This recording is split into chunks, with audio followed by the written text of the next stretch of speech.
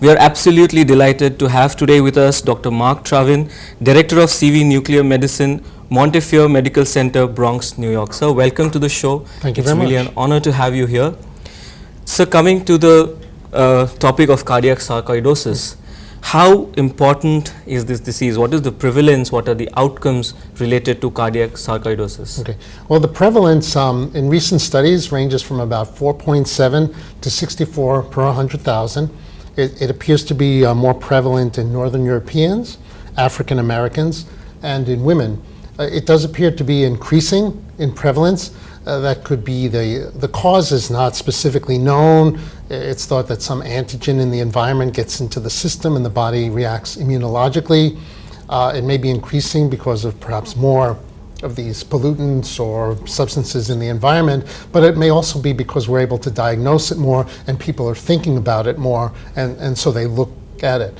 You said in terms of problems with it, clinically it was felt that only 5% of patients had clinical manifestations of cardiac sarcoidosis, but again, as people are looking more carefully and now they recognize if there's heart block or LV dysfunction that isn't explained by something else, it could actually be cardiac sarcoidosis. So it said on autopsy studies, it's saying about 1 in 4 people have it at autopsy that have known sarcoidosis. 1 in 4 have some cardiac involvement.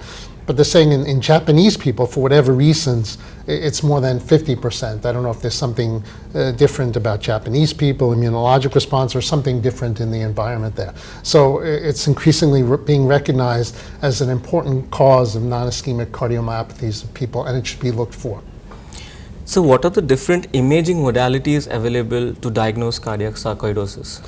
Well, I mean, any evidence of cardiac dysfunction that's not explained by something else, it's not explained by coronary disease in particular, it should be considered, particularly if there are signs of heart block, EKG abnormalities, or arrhythmias that are unexplained.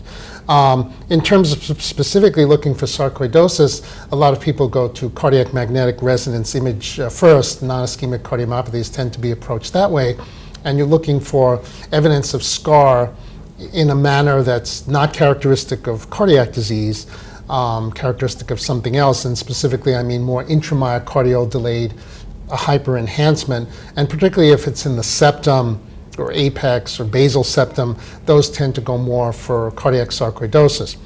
But you have to consider that with magnetic resonance imaging, we're just looking at scar. We're not actually looking at active inflammation, and scar can be caused by different things. But in terms of active inflammation, it seems that PET, FDG, imaging seems to have a higher diagnostic accuracy, and other than sarcoidosis, there seem to be a few other things that could do it. Giant cell myocarditis, and I saw recently some tuberculosis, although that's less common. So I think if you see FDG uptake, particularly located to the septum, focally, then cardiac sarcoidosis is a pretty sure bet that that's what the person has.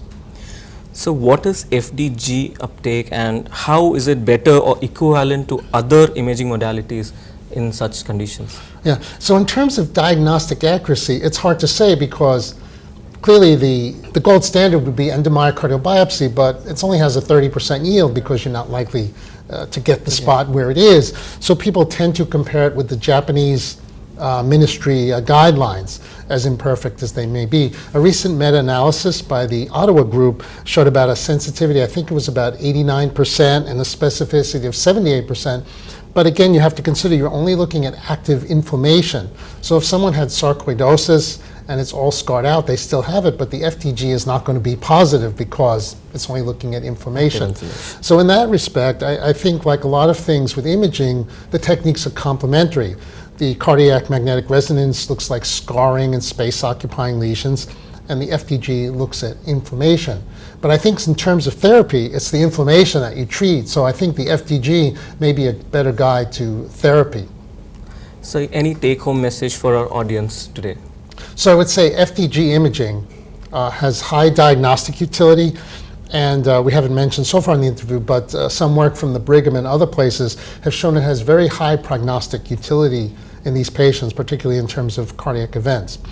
One thing we haven't mentioned, was that patient preparation is crucial. I mean, in my department, that's the most common problem.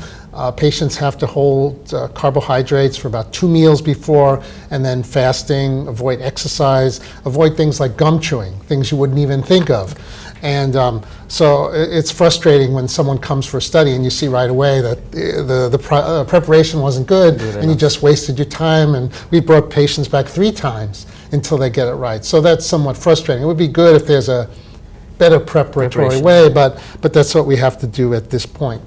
And finally, again, the key to diagnosis is not just finding it or telling people they're going to do poorly. We actually want to be able to use it to make people better. And so the therapies we have now, it's basically steroids at this point. There are also some chemotherapeutic agents as well.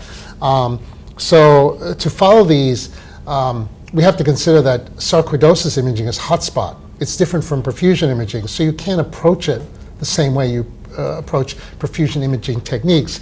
And so you need specific quantitative techniques, and that's where things like the SUV standard uptake value and controlled for volume is important.